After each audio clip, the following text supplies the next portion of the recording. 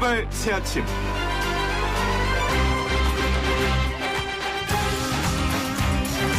어제 우리 YTN 라디오 노영의 출발 새아침에서 중국 현지에서 여행업에 종사하는 정원순 씨와 우한폐렴 관련 인터뷰를 했었죠. 당시 정 씨는 일본에서 도움의 손길이 많이 들어온다. 한국도 마스크를 포함한 구호품을 보내주면 좋겠다. 이렇게 말했습니다. 그런데 우리 출발 새아침에 인터뷰를 들으셨나 봅니다. 정부가 어제 곧바로 우한폐렴으로 위기를 겪고 있는 중국에 마스크 200만 개, 방화복, 보호경 각 10만 개 등 의료구호 물품을 지원하기로 발표했고요. 현대자동차가 우리 돈으로 8억 5천만 원 규모의 의료구호 용품과 현금 17억 상당을 기부한다는 보도가 나왔습니다. 중국 당국은 물론이고 국민들도 이 소식을 속보로 전하면서 감사의 뜻을 표했다고 합니다. 따뜻하고 상식적인 보통 지식인 노영희 변호사가 진행하는 YTN 라디오 노영희의 출발 새아침. 참으로 뿌듯한 마음으로 지금부터 힘차게 출발해 보겠습니다.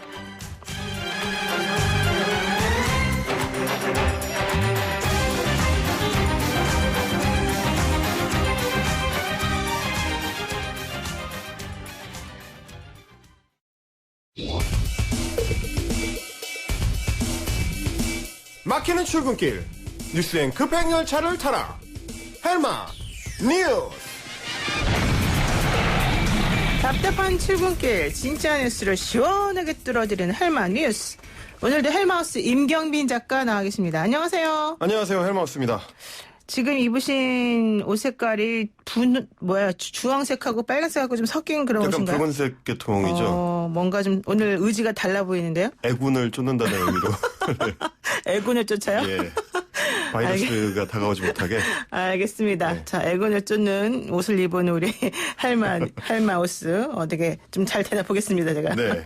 자, 첫 번째 소식은 어제에 이어 오늘도 신종 코로나 바이러스 감염증 관련 소식이네요. 예. 중국 내에서 지금 확산이 가속화가 되면서 전 세계적으로도 불안감이 지금 계속 높아지고 있습니다. 네. 중국 지도부가 어제는 이제 직접 우한 현지 병원을 찾는 등 확산 방지 노력을 계속하고 있는데 어제 하루에만 사망자가 26명, 네. 확진자가 1,885명이 늘어났습니다. 예, 이게 속도가 지금 굉장히 빨라지고 있는데 네네. 어제 오후 9시 기준으로 보면은 총 사망자가 106명, 확진자가 4,629명이라고 하고요. 네. 속도가 좀 가속되는 분위기입니다. 일단 중국 정부는 춘절 연휴를 다음 달 2일까지로 연장을 했고요. 네. 그리고 이제 학교들의 개학도 연기를 하고 있는데 이렇게 되면 이제 사실상 중국 내에서는 이제 이동 제한 조치를 내는 거랑 마찬가지입니다. 네. 그런데도 이제 전문가들은 초기 대응이 워낙 좀 실패했기 때문에 앞으로 한 열흘 동안은 이런 어떤 절정 추세가 계속 이어질 것 같다 이렇게 전망하고 있습니다. 네, 사실 제가 어제 오전에 아침에 우리가 방송할 때 네. 뭐라고 얘기했냐면 확진자가 한 2,800명 정도다 이렇게 말했거든요. 네. 근데 갑자기 하루도 안 돼서 네. 2배가 네. 사실은 된 거라서 깜짝 놀랐고요. 홍콩 같은 경우에도 아이들 학교가 2월 17일까지 네. 미뤄졌더라고요. 또 그렇죠. 춘절도 열흘인가 더 늘어나고. 특히 이제 중국하고 교류가 많은 싱가포르나 홍콩 같은 이제 도시국가들 네. 그런 경우들은 좀 인구 밀도가 높기 때문에 특히 좀 예민하게 이제 대응을 하고 있는 것 같더라고요. 그런데 좀 이상한 게 그 중국 같은 곳으로 가는 비행기 편을 취소하면 수수료를 면제해 주는데 예. 홍콩이나 마카오 쪽은 안 해준대요. 이게 또 이제 중국이 아니다. 아니 근데 그게 이상하다는 거예요. 중국 일국 양체제를 해가지고 예. 결국 중국이라 해놓고 그러니까요. 참네요. 어쨌든 그렇습니다. 자 그리고요. 우리 정부 당국은 그러면 대응을 어떻게 합니까? 일단 우리는 그 2차 감염을 막는데 이제 총력을 기울이고 있습니다. 어제는 일단 추가 확진자가 나오지는 않았고요. 네. 기존 확진자의 이제 동선을 계속 파악하고 관리 대상을 늘려가고 있는 상황인데 일본은 어제 이제 처음으로 2차 감염자가 나왔습니다. 그러니까 직접 안 접촉한 사람이? 그렇죠. 이제 예. 우한을 직접 방문하지 않았던 사람, 이게 관광버스 운전 기사인데 중국인 관광객들을 수송하는 과정에서 이제 감염이 이루어졌다. 이제 이렇게 좀 보는 것 같습니다. 네. 이제 우리는 아직 2차 감염이 발생하지 않고 있기 때문에 비교적 좀 잘 통제가 되고 있는 상황이고요. 네네. 우리 정부는 이제 30일하고 31일에 걸쳐서 우한시의 전세기를 띄우기로 했습니다. 그래서 이제 고립돼 있는 한국인들이 한 700여 명 되는데 국내에 송환할 계획을 발표했고요. 동시에 우한에서 입국한 사람들 이제 3천여 명. 네. 이건 이제 내국인, 외국인을 가리지 않고 전수조사를 해가지고 2차 감염을 위한 이제 방지 장치를 만들겠다 이런 계획인데 이렇게 이제 초기에 방역망을 단단하게 구축하고 구멍을 안 만드는 거. 이게 이제 핵심이기 때문에 네. 총력을 기울이고 있는데 이런 와중에 어제 한 신문사가 네. 방역 체계를 우회하는 모습을 이제 당당히 칼럼으로 게재를 해가지고 빈축을 하고 있습니다. 이게 무슨 말입니까? 방역 체계를 우회하다니요? 예, 이제 조선일보의 중국 특파원인데요.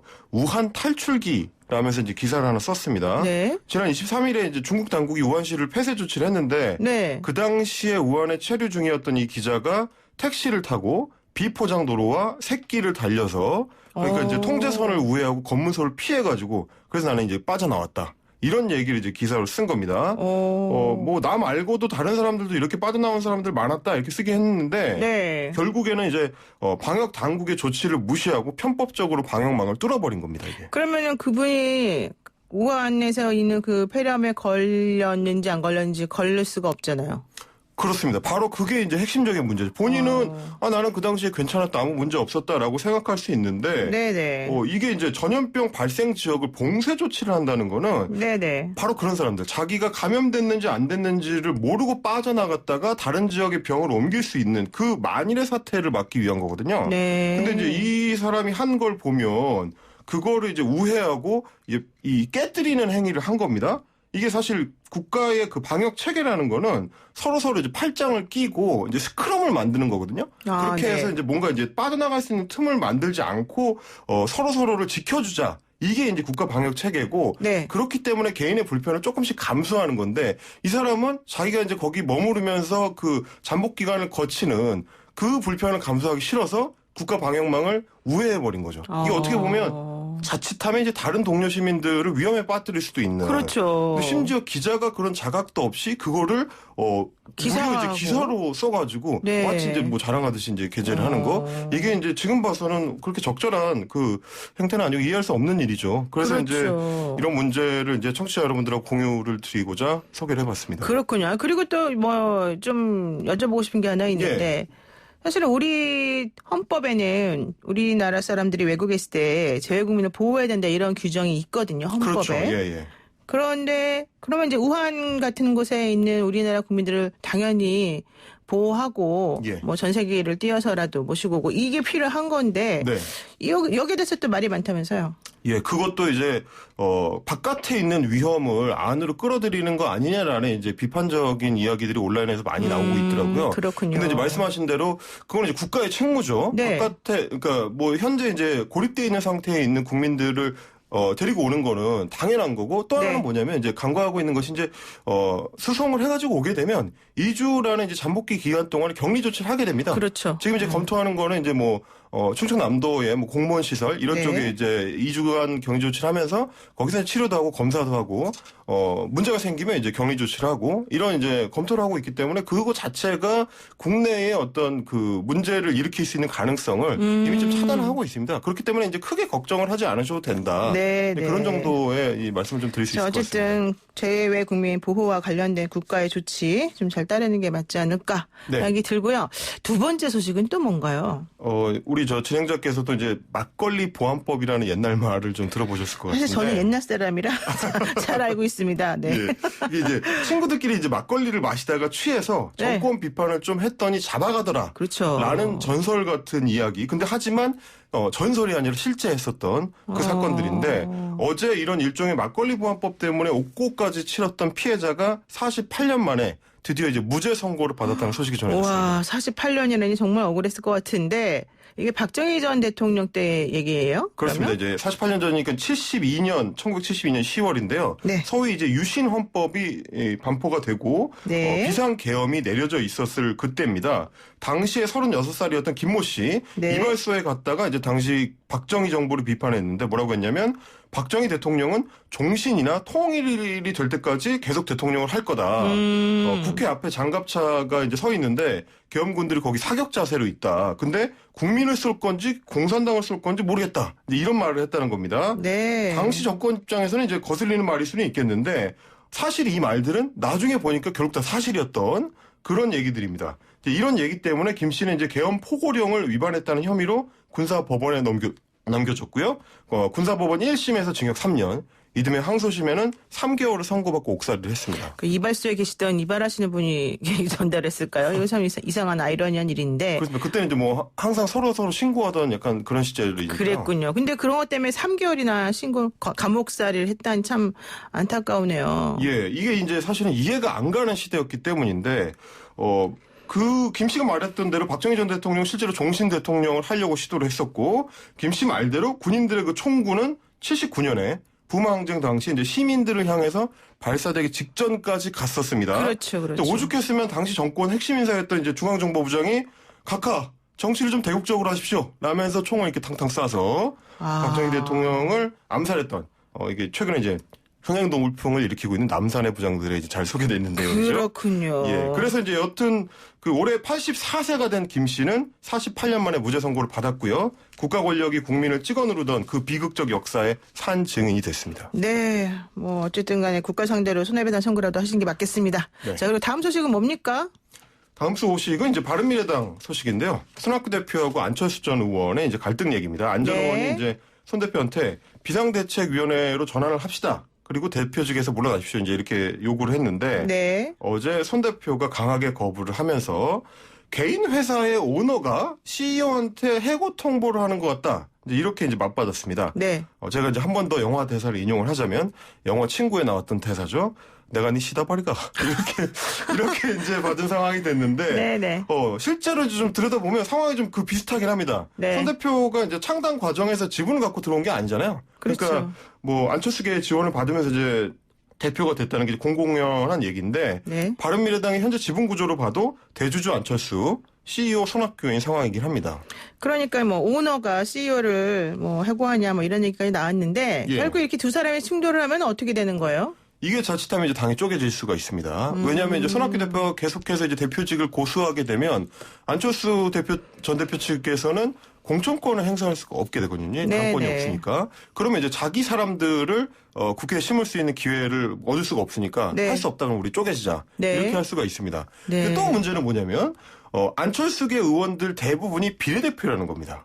그렇죠. 예, 권은희 의원을 제외하고는 대부분 비례대표이기 때문에 당을 쪼개봐야 실제로 데리고 나올 수 있는 국회의원들 몇 명 안 됩니다 또. 예, 그런 한 문제들이 6분 정도 되나 봐요. 예, 네. 그런 문제들이 있기 때문에 게다가 또 요즘에 이제 계속 신당 창당 얘기들이 나오고 있어서 안철수 또 신당이냐 이런 비아냥이 또 나올 수가 있는 거죠. 그래서 생각해 보니까 이제 기왕 또 신당을 만드실 거면 헬마우스의 신당 당명 짓기 시간 제가 보내드리는 신당은 기왕 또 신당 만드는 거니까 또 신당 어떠냐 다시 한번 말씀드리겠습니다. 박지원 의원은 바른미래당에 돈이 많아서 네. 이게 분당이 어렵지 않냐 뭐 이런 얘기도 하던데요. 어쨌든 여기까지 오늘 말씀 듣겠습니다. 고맙습니다. 감사합니다. 네, 지금까지 헬마우스 임경빈 작가였습니다. 아침을 시작하는 슬기로운 방법. 오늘 내게 이로운 뉴스. 노영희의 출발 새 아침. 슬기로운 인터뷰. 바른미래당의 손학규 대표가 안철수 전 의원의 사퇴 요구를 거부했습니다. 손학규 대표는 개인회사 오너가 CEO 해고를 통보하듯 했다. 불쾌감을 드러냈는데요. 바른미래당의 내홍이 재연될 조짐을 보이고 있죠. 이 문제 바른미래당의 박주선 의원 연결해서 자세히 한번 들어보겠습니다. 의원님 안녕하세요. 네, 안녕하세요. 네, 안철수 전 의원 오셔라, 내가 환영한다 이렇게 말씀하셨던 바른미래당의 손학규 대표가 어제 안철수 전 의원하고 만나서 옷장 간담회를 했는데요. 내용은 조금 그랬던 것 같아요. 어떤 이야기들이 좀 나왔습니까? 그 전날 안철수 전 대표가 손학규 대표를 만나서 네. 당이 이런 상황이 온 것에 대한 책임을 지고 손 대표가 사퇴해 주시고 네. 비상대책위원회를 구성해서 본인이 비상대책위원장을 맡겠다 그런 이야기를 했다는 전후 과정을 설명을 했습니다. 네, 그러니까 책임지고 손 대표가 좀 나가주면 내가 비대위원장을 맡아서 잘해보겠다 이런 얘기였는데 이 말 들으면 사실 손 대표 입장에서 매우 기분이 안 좋으실 것 같아요. 어떻습니까? 지금 단칼에 안철수 전 의원의 사퇴 요구를 거절했다 이런 얘기가 들리던데요. 손 대표 입장에서는 안 전 대표가 귀국을 한 지 일주일이 넘어서야 연락을 해가지고 만나게 됐고 그동안 연락 자체도 없었고 하는 점에서 조금 정치적인 예의가 좀 어긋났다고 볼 수도 있겠죠. 그런 점에서 조금 마음속으로 좀 상한 기분도 있을 겁니다. 네. 안 대표 입장에서는 본인이 창당을 했던 국민의당을 본인이 주도해가지고 바른미래당을 합당을 해서 이게 이제 실패로 사실상 끝났기 때문에 네. 본인의 개인적인 욕망은 다시 한번 자기가 앞장서서 이제 당을 바로 세워보고 싶다 하는 이야기를 할 수는 있다고 봐요. 네. 그러나 이 바른미래당 창당하는 과정에 저를 비롯한 많은 분들이 네. 목표와 명분은 동일하지만 이 과정과 절차가 이런 식으로 창당이 돼가지고는 안 된다 하고 반대를 했었는데 사실 무리수를 둬가지고 창당이 됐거든요. 네. 그래서 오늘날 바른미래당 이 지경에 처하게 된 것도 안 대표는 본인이 전혀 책임이 없다고 하지 않을 겁니다만 본인도 책임이 있어요. 네네. 그런데 책임 있는 당사자 입장에서 손 대표가 당을 이렇게 망쳐놨기 때문에 내가 들어가서 다시 수습하겠다 하는 것은 조금 손 대표 입장에서는 납득하기 좀 어렵다고 좀 보여져서 저희들은 손 대표나 또 안 전 대표나 전면에 나설 것이 아니고 당원으로서의 배구 종균하고 당이 제대로 되고 삼지대에 올바른 중도 실용정당을 창당할 수 있는 견인체 역할을 좀 해달라 하는 이야기를 좀 하고 있거든요. 네. 그러니까는 손 대표도 책임이 있고 안 대표도 책임이 있다. 둘 다 백의종군하시는 게 맞지 않느냐 이렇게 지금 보시네요, 의원님께서는. 네, 저는 그렇게 생각하고 있고 이 당을 수습하기 위해서는 당 자체를 재건하는 방법도 있지만 지금 민주당 국정 실패 농단에 대해서 비판하는 여론이 너무 높고 자유한국당도 국정농단 부정부패 당이라는 그런 책임에서 벗어날 수 없기 때문에 민주당 자유한국당을 대신하는 대안의 이념 정치를 배경하는 중도 실용정당 출연이 불가피한 상황이고 국민은 지금 염망하고 있다고 저는 그렇게 판단하고 있어서 제 정치 세력을 모으되 중도 실용 민생의 가치에 동일하는 뭐 그런 정당을 만들어야 된다. 저는 그렇게 생각합니다. 지금 손학규 대표는 사실 지난해 4월 그 보궐선거 참패 이후에 뭐 10월 뭐 추석 되고 날 때까지 두 자릿수 지지율 안 오르면 그만두겠다 이런 말도 하시고 하면서 계속 지속적으로 사퇴 요구를 받으시는 상황이고 또 좀 안팎에서 좀 힘든 상황이기도 했습니다. 근데 이 변화가 필요하다 이런 의미에는 동의를 하시는 부분이 있는 건가요? 어떻게 되는 건가요? 근데 본인이 보궐선거 참패 이후에 계속해서 당 내분이 끊이질 않았고 그렇죠. 본인도 당을 좀 세워놓고 내려가겠다 이야기를 했었는데 그 약속을 좀 안 지킨 측면도 있죠. 그런데 약속을 지켰느냐 안 지켰느냐 그게 중요한 게 아니라 네네. 손 대표 체제로 총선이 불과 80여일밖에 안 남았는데 네. 이 당이 총선에서 어떤 역할을 할 수 있겠느냐 또는 승리가 가능하겠냐 이걸 생각해보면은 사실상 불가능하다고 판단이 되기 때문에 우리 비상대책위원회를 구성하자 비상상황이다 지금 이렇게 주장하고 있는 거죠. 네, 그렇죠. 그런데 손 대표가 또 어제 조금 화를 내신 지점이 이거 같아요. 안철수 전 의원은 왜 자기가 비대위원장을 맡아야 되는지 설명도 없다. 뭐 이런 얘기를 하면서 좀 불쾌감을 많이 표현을 했는데 안철수 전 의원이 비대위원장을 맡아야 된다. 이 말의 당위성도 사실은 좀 부족하다. 이렇게 보시는 입장인가요? 지금 다른 당원들. 그것은 언어 유희에 불과하고 당이 이 상황에 와 있는 점은 손 대표도 책임이 있다. 그렇기 때문에 1년여 이상 공백 또는 자성을 했던 안 대표가 나와서 한번 해보겠다 하는 이야기는 그 취지와 또 명분을 모를 리는 없을 겁니다. 손 대표께서도. 네. 그런데 아까 말씀드린 대로 안 전 대표도 뭐 오늘날 이 당이 이렇게 된 데 대한 일정한 책임이 있는데 그 점에 대해서는 마치 못 묻은 개가 못 묻은 개를 이야기한 것처럼 이런 식으로 이야기하니까 좀 언짢고 기분이 좀 상했겠죠. 그래서 저는 그 두 분들에게 이야기하고 싶은 것이 정치는 그 개인을 위해서 한 것이 아니라 국가와 국민을 위해서 한 거기 때문에 네. 자기를 죽일 때는 죽이고 숨길 때는 숨기고 낮출 때는 낮춰야 된다. 그리고 감정의 정치를 해서는 안 되고 앞으로 나가는 미래를 보는 이성의 정치를 해야 된다. 과거에 집착하지 말자. 저는 그런 이야기를 하고 있습니다. 네, 감정의 정치를 하지 말고 이성의 정치를 해야 된다. 네. 그런데 안철수 전 의원이 귀국하면서 한 말이 실용적인 중도 정당을 만들겠다 뭐 이런 얘기를 했는데 그렇게 되면 문제가 지금 현재 안철수계를 분류된 분들이 6명, 7명 중 6명이 비례대표란 말이에요. 근데 신당을 만들게 되면 6명이 의원직을 사실은 비례대표들은 잃어버리게 되고 또 뭐 만들었다 치더라도 번호가 좀 뒤를 밀리는 거 아니에요? 그것을 이제 안 전 대표가 이 바른미래당을 본인이 만들었다고 주장을 하고 있는 상황에서 이걸 뭐 지도부 권한과 가지고 다툼이 있어가지고 새로운 신당을 만드는 것도 명분 찾기가 어렵습니다. 네. 네, 신당을 만들려면 아까 말씀드린 대로 민주당과 자유한국당을 대신하는 이념을 배격하는 중도 실용 민생정당을 만들어야 의미가 있는 것인데 그러려면 바른미래당을 포함한 모든 제정치 세력이 함께 해야 되지 안철수 세력 혼자 해가지고는 의미가 없어요. 그렇게 되면 연동형 비례대표 제도가 시행이 되니까 우후죽순처럼 나도 신당 만들고 너도 신당 만들고 신당 창당 중독자들이 너무 지금 발호를 하고 있는 상황인데 네네. 그래가지고는 안 된다. 한국 정치 발전에도 도움이 안 될 뿐만 아니라 민심을 국민을 더 피로하게 만드는 일이다.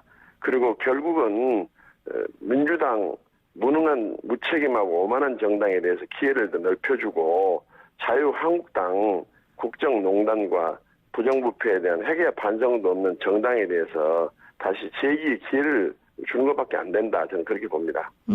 그러면은 그 지금 말씀하신 키워드 중에 하나가 신당 창당 중독자 이런 말씀을 하셨는데 이게 무슨 뜻입니까? 아니 걸핏하면 신당을 창당해서 세워놨던 당을 지키지도 못해놓고 네. 또 새로운 정당을 창당하게 되면 그것이 국민에게 무슨 얼마나 어필이 될 것이며 실제로 나라와 국민을 위해서 무슨 도움이 얼마나 되겠습니까? 신당 창당 기술자들이 너무 많고 중독자에 걸린 사람이 너무 많아요 지금. 네. 이거 한국 정치의 앞날을 굉장히 어둡게 하는 지금 상황이다 이렇게 봅니다. 그러니까 신당을 창당하는 것만이 능사가 아니다. 뭐 걸핏하면 그런 말을 하는구나 이런 얘기죠. 지금 현재 있는 정당도 40개 정도 된다는 거 아닙니까? 네네. 투표용지를 만들면 1m 정도 돼야 된다는 거 아니에요? 네. 네. 그러니까 당을 만드는 게 능사가 아니라 만들어놓은 당을 잘 운영하고 지키는 게 중요한데 좀 그런 거에 대한 책임감이 좀 없다. 그다음에 예. 제1당, 제2당을 넘어서는 네. 이념의 정치를 탈피하는 그런 정당은 반대하고 그럴듯한 정당은 꼭 만들어야 된다. 그래 그 정당은 네네. 어떤 정당이냐? 민주당과 자유한국당과 정당 정책도 다르고 네. 추구하는 노선과 가치도 다르고 네. 참여하는 신세대부터 경륜이 있는 세대가 전부 조화롭게 네. 함께하는 그런 정당이 되고 국민을 통합하는 정당이 돼야 된다. 저는 그렇게 생각하고 그런 정당은 하나로 조화하는 것이지 뭐 우후죽순처럼 계속해서 이 정당 저 정당 이게 다 국가를 위하고 국민을 위한다 해도 국민이 또 얼마나 동의를 하겠습니까? 근데 지금 말씀하신 얘기를 들어보게 되면 자유한국당도 아니고 민주당도 아니고 그렇게 되면 결국 그게 이제 중도정당, 실용 중도정당 뭐 이런 얘기일 텐데 그게 사실은 정체성 갖기가 어렵고 좀 애매하지 않습니까? 그거 가능할까요? 우리가 지금 보수 진보 정권이 들어서가지고 얼마나 나라를 피폐하게 했고 국민을 어지럽게 했다는 걸 다 느끼지 않습니까? 네. 근데 이념의 정치로 해가지고 이게 국민을 산산조각을 내가지고 갈라지게 쪼개지게 해가지고 나라에 무슨 통합이 있으며 그의 국력을 결집하는 수단이 뭐가 있습니까 이게? 네. 근데 이념은 배격을 하고 보수 정책이 됐든 진보 정책이 됐든 상황에 맞게 국가와 국민에게 이익이 되는 정책을 집행하고 수립하는 그런 정당으로 가야 된다고 나는 봅니다. 이념은 배격하고 좀 실질적으로 국민을 위한 당이 되자 이런 얘기시네요. 네.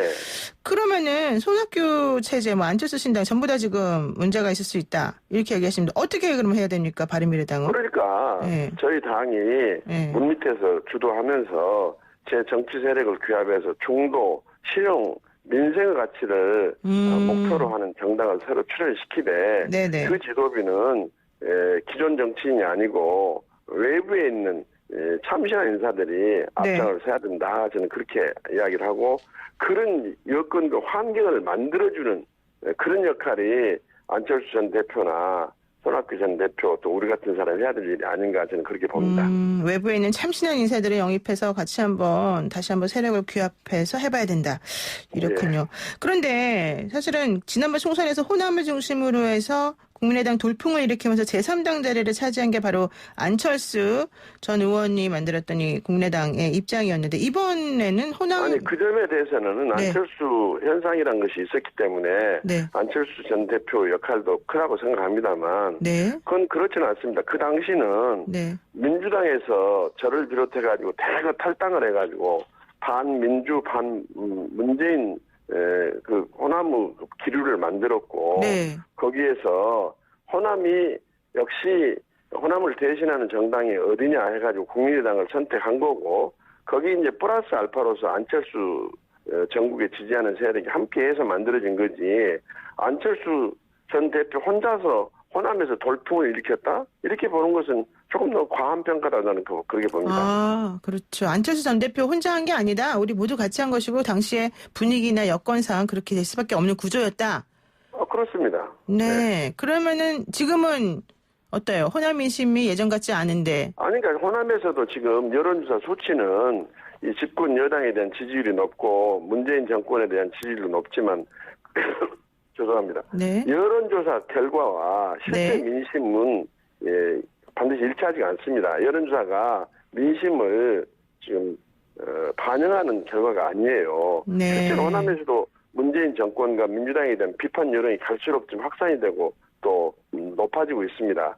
그렇기 때문에 이제 결국은 민주당을 대신하는 정당이 새로 출범하지 않으면 어차피 호남에서는 주도적 역할을 하고 문재인 정권을 세웠기 때문에 민주당을 또 선택할 수밖에 없어요. 네. 그렇기 때문에 외부에서는 문재인 정권이 뭘 잘하고 집권 여당이 뭘 잘했는데 호남에서 그렇게 유독 지지율이 높아가지고 전국 지지율을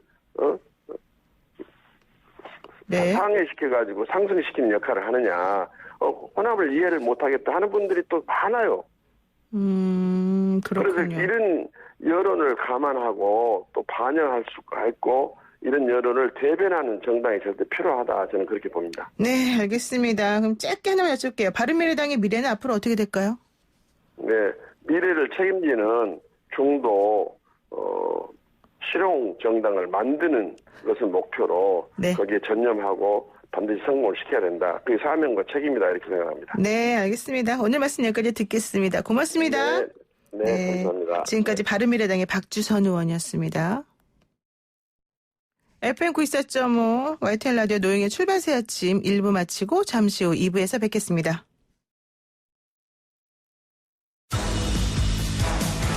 친절한 시사, 시원한 통찰, 노영희의 출발새 아침, 슬기로운 인터뷰.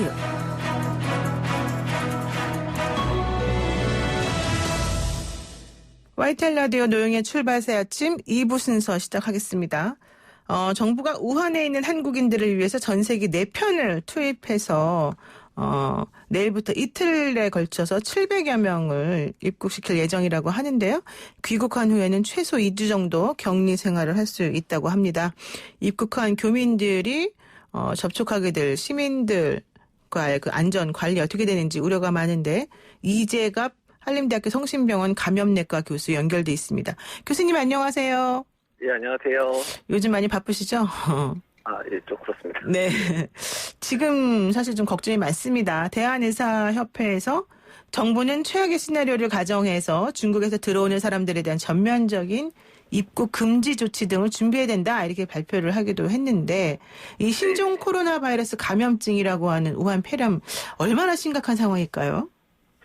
일단 중국에서의 환자 발생 상황이 아주 가파르게 증가를 하고 있습니다. 그래서 지금 현재 4천여 명이 넘는 확진자가 있는데 더 걱정인 건 의심 환자가 거의 6, 7천 명 정도가 있는데 네. 지금 그 의심 환자의 거의 40% 넘는 환자들이 확진을 받고 있거든요. 네. 그러니까 이런 수준 정도라면 주말이면 거의 이제 1,000명 이상의 환자가 발생할 가능성이 높은 상황이라서 그래서 중국 상태가 여의치 않은 상태로 가고 또 국내 이제 환자들이 이미 이제 유입 환자들이죠. 중국 특히 우한 후베이를 갔다 오신 분 4분이 이미 확진된 상태 그리고 밀접 접촉자들도 100여 100여 명 넘게 지금 확인되고 있는 상황이기 때문에 네. 국내 유입 환자의 증가 문제, 그다음에 국내 유입 환자들의 증가와 더불어서 국내에서 환자가 또 발생하지 않을까에 대한 우려가 이제 좀 있는 시기입니다.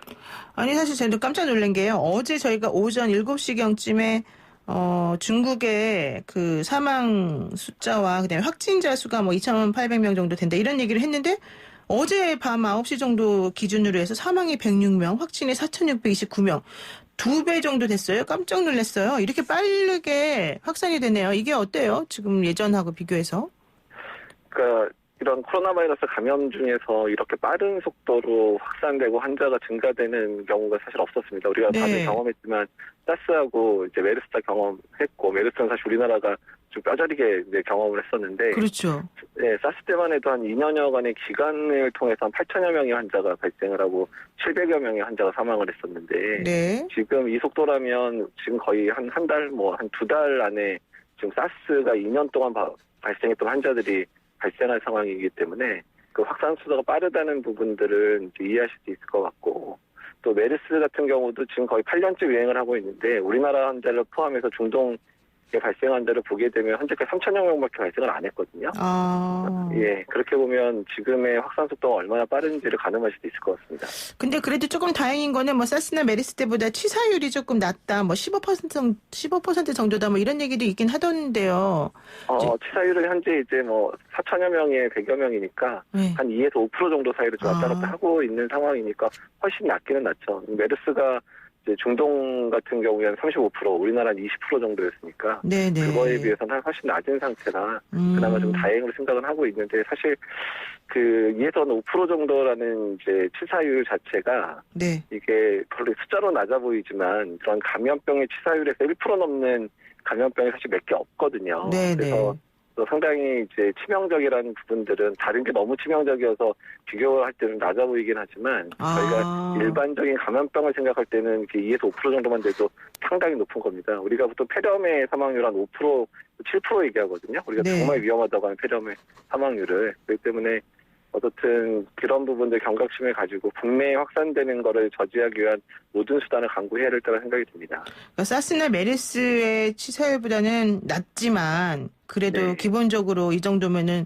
2%에서 5% 정도 되는 치사율은 높은 편이다. 일반 전염병과 상황을 비교해 보면 이런 얘기신데 네. 지금 문재인 대통령이 어제 국립중앙의료원을 방문을 해서 정부 네. 차원의 선제 조치를 과하다는 평가가 있을 정도로 강하고 빠르게 시행해야 된다. 뭐 이런 얘기도 했습니다. 근데 우리나라 방역 체계가 지금 안심할 수 있는 그런 상황일까요?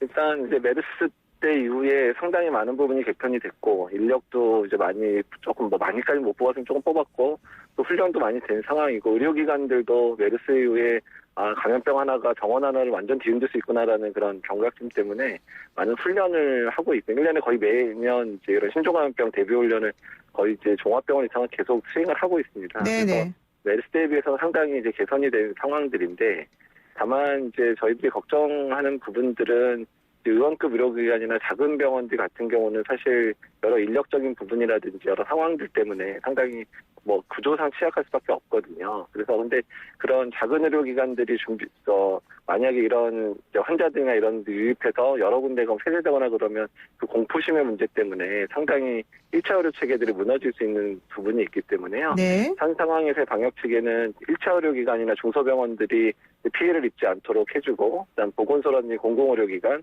또 일부 이제 환자를 좀 볼 수 있는 그런 거점병원에 해당되는 병원들이 역할을 좀 잘 수행해 주셔가지고, 그래서 일단은 이런 위기 상황들을 잘 넘겨야 되지 않을까 생각이 듭니다. 네. 지금은 이제 말씀하신 것 중에서도 좀 와닿는 부분이 많은데, 지금 그러니까 우한에 고립된 교민들이 한국에 들어오게 되면은 한 2주 정도 격리 수용해야 되고, 이 곳으로 천안의 공무원 시설, 이걸 네. 검토 중이다라는 얘기가 있습니다. 그런데 그곳에 지역 주민들이 지금 반발하고 있다고 그래서 정부가 고민 상황이라고 하는데 이렇게 되면은 어떻게 안전한 격리를 할 수 있을까요? 일단 이제 지역은 결정되지 않았다고 어제 이제 그 KBS 특별대담에 박능우 장관님 나오셔서 얘기를 하시긴 했는데 일단 이제 좀 저희가 지금 생각해야 될 부분들은 그러니까 우리가 생각하는 시설 격리라고 하는 부분은 이제 그 전염병 접촉자에 대한 격리 중에서는 가장 최고의 격리입니다. 이게 사실 밀접 접촉자들을 이제 격리하는 것도 아니고 사실 우한에서 있으셨던 그다음에 증상이 있는 분들은 이제 아예 국내에 들어오지도 않게 하고 있는 상황이기 때문에 그렇죠. 이제 그래서 일단 그중에 혹시라도 이제 발병의 가능성이 있으니까 시설격리라는 이제 가장 특단의 카드를 동원한 부분이고 사실 그분들이 시설격리하는 동안 그 안에 의료진들도 다 들어가게 되고 매일 이제 발열도 확인하고 또한 매일 발열뿐만 아니라 자기 방에서 뭐 밥 먹으러 가거나 이럴 때마다 이제 발열을 체크해서 증상이 조금이라도 있으면 다 이제 국가지원격리병원으로 이송해서 다 검사를 받게 하는 그런 상황으로 운영이 될 거거든요. 네. 사실 제가 이제 에볼라 이제 파견 갔다 와서 실제로 3주간 시설격리를 당해본 사람이라 그런 경험들이 있는데 어쨌든 내부에서의 상황들이 어쨌든 잘 조절되고 조율될 거기 때문에 국민들의 불안함은 다 이해는 하지만 그래도 사실 우리 국민을 보호하려고 일부러 이제 모셔오는 거고 또 그분들이 그렇죠. 사실 2주 동안 힘들게 또 격리 생활을 지내야 되는 부분들도 감안해서 조금 좀 이제 너그럽게 받아주시면 어떨까. 그리고 또 사실 그만큼 철저하게 정부가 준비하고 쓰고 있을 거라고 생각이 들고 감염병 전문가들도 그 부분에 대한 조언을 열심히 하고 있거든요. 어떻게 하면 이제 불안을 감재올 정도로 철저하게 그분들을 잘 이제 돌볼 수 있는지 부분을 연구하고 있기 때문에 조금 좀 너그럽게 받아들여 주시는 게 우리나라의 국경 문제에 해당되거든요. 네. 힘들어하시는 분들 모셔오는 부분들은 그래서 그런 부분들을 좀 너그럽게 생각했으면 좋겠습니다. 그러니까 전 세계를 태울 때도 증상이 있으신 분들은 우한에 남겨두고 사실은 그쪽에서 치료를 받을 수 있게끔 하고 그렇지 네. 않은 분들을 우선적으로 모셔온다 이런 얘기인 것 같고 또 네. 너그럽게 우리 또 이런 상황을 좀 봐달라고 말씀하시는 마음이 조금 이해가 되는데 사실 저는 이런 생각도 해요. 의료진들 입장에서도 한 인간으로서 네. 좀 불안하고 걱정도 되고 그러시잖아요. 나도 치료하다가 전염될 수도 있는 거니까.